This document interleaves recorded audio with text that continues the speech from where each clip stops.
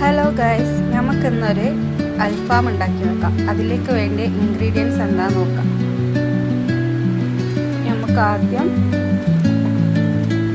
ചെറിയുള്ളി, വെളുത്തുള്ളി, ഇഞ്ചി ഇടാം.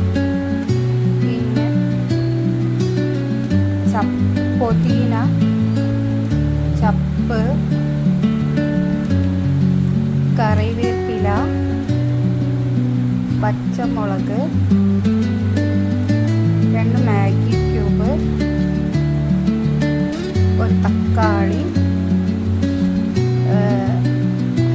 കട്ട് ചെയ്തിട്ടുണ്ട് കേട്ടോ. അതിലേക്ക് ഒരു വലിയുള്ളി കൂടി ഇടാം.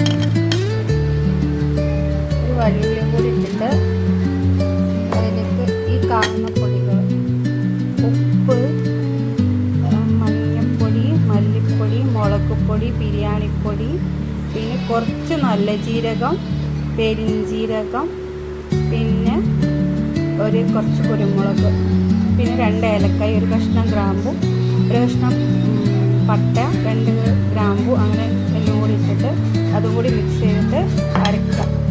അപ്പോൾ നമ്മൾ വെള്ളത്തിന് പകരം തൈരും